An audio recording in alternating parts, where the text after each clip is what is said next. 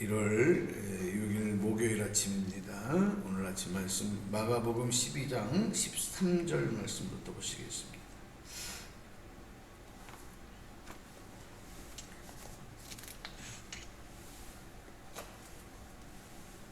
마가복음 12장 13절로 17절 말씀 함께 봉독하겠습니다. 소리를 삽독합니다. 시작. 그들이 예수의 말씀을 책잡으려 하여 바리새인과 헤롯 당 중에서 사람을 보내매 와서 이르되 선생님이여 우리가 아노니 당신은 참되시고 아무 꺼리는 일이 없으시니 이런 사람을 왜 물어보지 않고 오직 진리로서 하나님의 도를 가르치심이니이다. 가이사에게 세금을 바치는 것이 옳으니까 옳지 아니하니까 우리가 바치리이까 말리이까 한데 예수께서 그 외식함을 아시고 이르시되 어찌하여 나를 시험하느냐 데나리온 하나를 가져다가 내게 보이라 하시니 가져왔거늘 예수께서 이르시되 이 형상과 이 글이 누구의 것이냐 이르되 가이사의 것이니이다.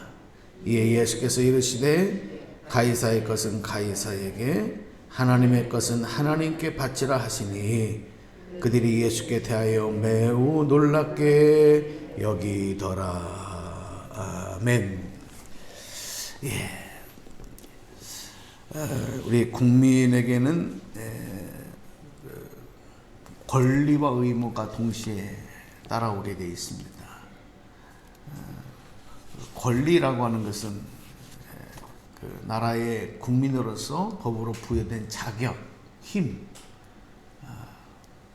그래서 나라로부터 보호를 받을 수 있고 또 자신의 주권을 행사할 수 있는 그런 권리가 국민에게 부여됩니다.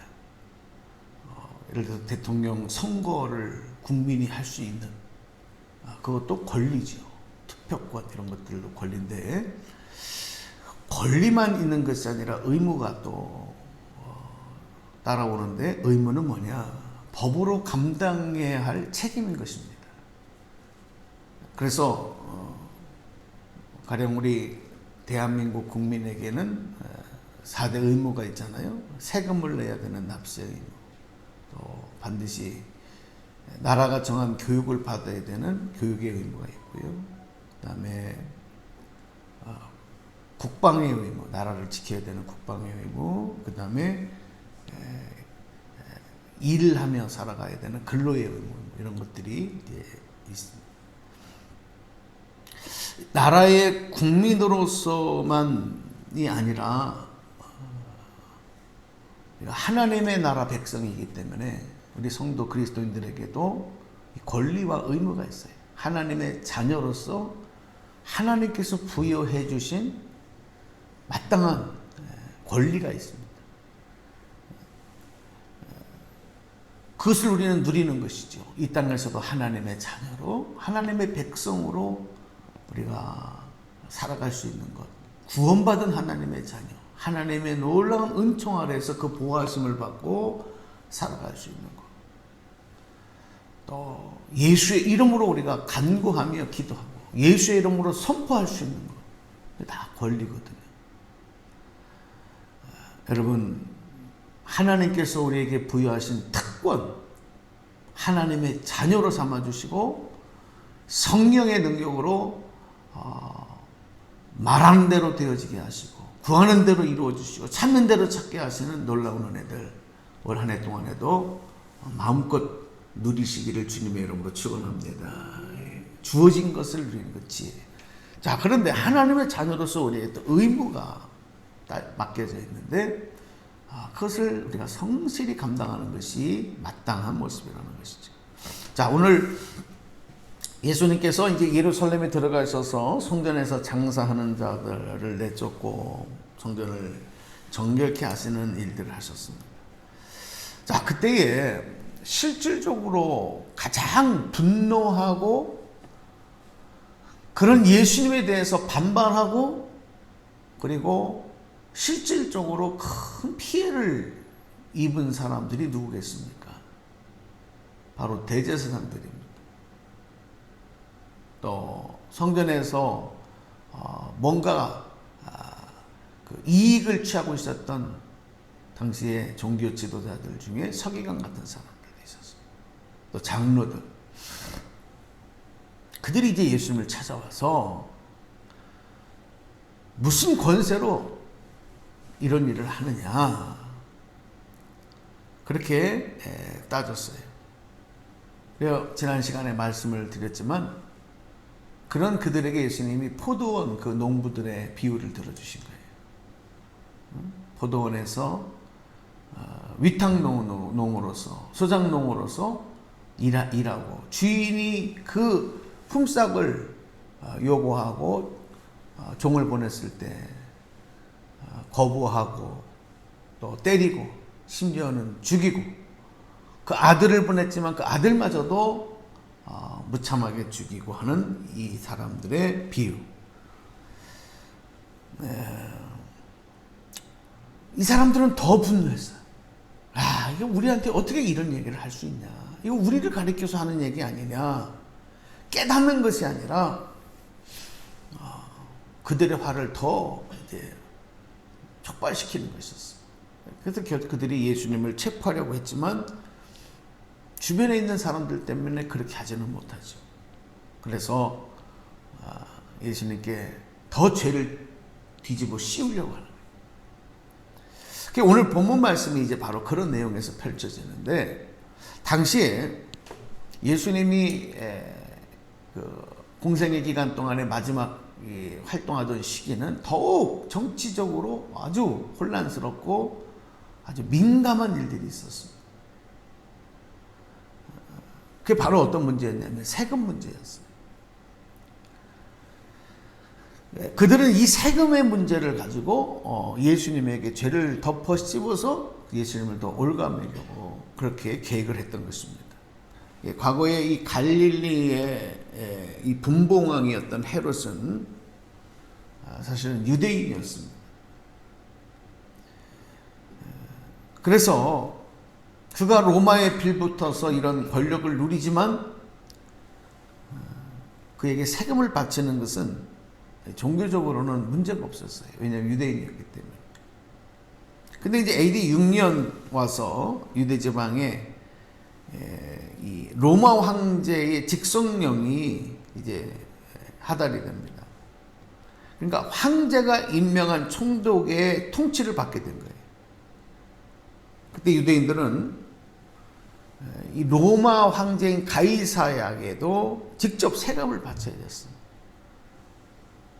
당시 유대인들이 갖고 있었던 믿음의 고백은 하나님만이 이스라엘의 왕이시다.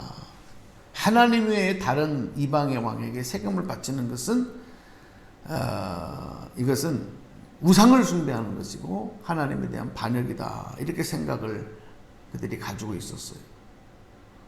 더욱이 유대 땅에서 나는 소출에서 11조를 성전에 바치고 또 동일한 금액을 띄어서 이방의 왕에게, 황제에게 바치는 일. 이게 유대인들은 대단히 거북한 일이고 쉽게 동의할 수 없는, 그러나 하지 않으면 또 안 되는 이런 상황이 펼쳐져 있었던 것입니다.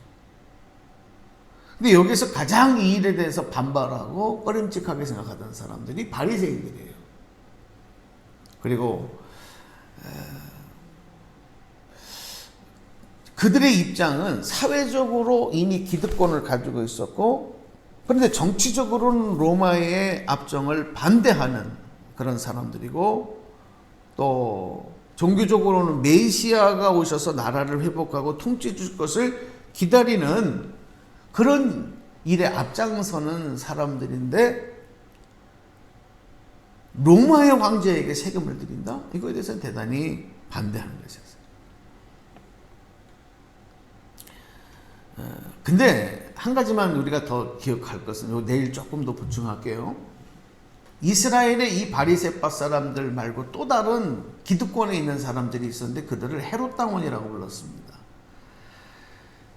이 사람들은 당시에 팔레스타인을 지배하고 있는 이 헤롯 왕조에게, 그러니까 로마에 빌붙어서 그들에게 아부하고 그렇게 살아가는 사람들이었어요.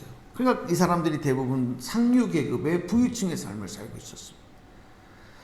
유대인이면서도 로마 권력에 아부하는 정치 집단, 그들이 바로 헤롯 당원이었거든요.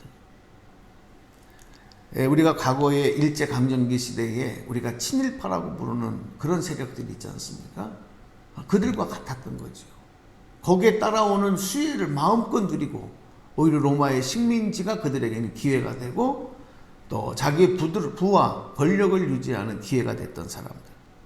자, 그러니까 이 바리새파 사람들하고 헤롯 당원들하고는 사사건건 마찰이 일어날 수밖에 없고, 그리고 서로 원수지간처럼 지냈던 사이. 자, 우리가 주목할 것은 그랬던 이 바리새파 사람들과 이 헤롯 당원들이 예수님을 대적하는 데는 한편이 됐다는 거예요. 적들끼리 서로 연합을 하는 거예요. 원수들끼리 연합을 해서 예수님을 무너뜨리려고 하는 거죠. 그들의 그 음모, 이게 바로 오늘 예수님에게 와서 세금의 문제를 가지고 질문하는 이들의 의도가 그 안에 다 이런 내용이 담겨져 있는 거죠. 자, 오늘 13절 14절 말씀까지만 읽고 이제 기도할 텐데요. 자, 다시 한번 저하고 읽어보겠습니다. 시작. 그들이 예수의 말씀을 책잡으려 하여 바리새인과 헤롯 당 중에서 사람을 보내매 와서 이르되 선생님이여 우리가 아노니 당신은 참되시고 아무도 꺼리끼는 일이 없으시니 이는 사람을 외모로 보지 않고 오직 진리로서 하나님의 도를 가르치심이니라. 가이사에게 세금을 바치는 것이 옳으니까 옳지 아니하니까. 자, 이들이 예수님께 와서 질문하기 전에 참 그럴듯하게 말합니다. 아주 말에 꿀이 달려져 있어요. 그리고 이 사람들이 무슨 얘기를 하는 거야. 참 옳은 소리 바른 소리를 하는 사람들이구나.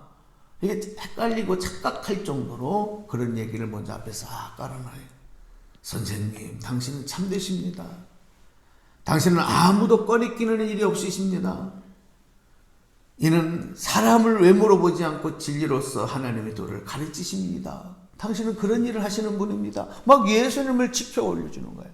그리고서 탁 던지는 얘기가 가이사에게 세금을 바치는 것이 옳습니까? 옳지 않습니까? 자, 여러분, 이런 모습들은요, 자, 이제 오늘 기도 제목이에요. 악한 사단 마귀가 우리 성도들을 대적할 때 이렇게 해요. 내 편에서 나를 높이고 그럴듯한 말로, 달콤한 말로, 마치 저 얘기가 맞는 얘기야, 저 생각에 맞는 생각이야, 저 주장에 맞는 거야, 이렇게 우리를 설득하는 것처럼 해놓고 나서 그 바탕에 우리를 넘어뜨리려고 하는 음모의 마음을 심어주는 거죠. 생각을 심어주는 거죠. 이들이 그렇게 질문했어요. 이제 그 내용은 내일 조금 더 말씀드리면서 오늘 우리가 기도할 거는 뭐냐. 예수님은 어떻게 하셨어요? 그들의 음모에 휘말리지 않았어요. 왜 그랬을까요?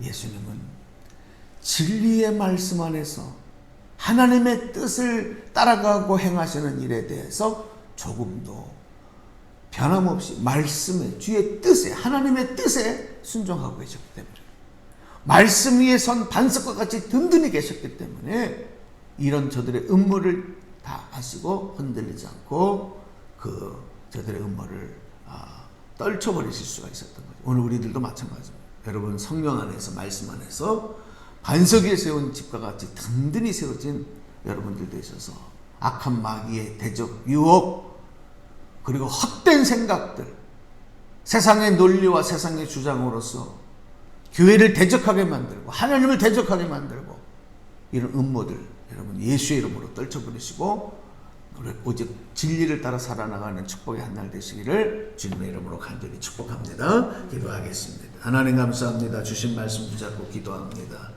하나님, 오직 말씀에 성령의 인도하심 따라서 주의 뜻에 순종하며 세상에서 어떠한 유혹에도 악한 사단이 던져주는 미끼 물지 않게 하시고 넘어지지 않게 하시고 오직 거룩한 하나님의 자녀로서 주의 뜻을 받드는 승리하는 저희들 되도록 성령께서 오늘도 주장하시고 인도하여 주시옵소서. 예수님의 이름으로 감사 축복기도 드리옵나이다. 아멘.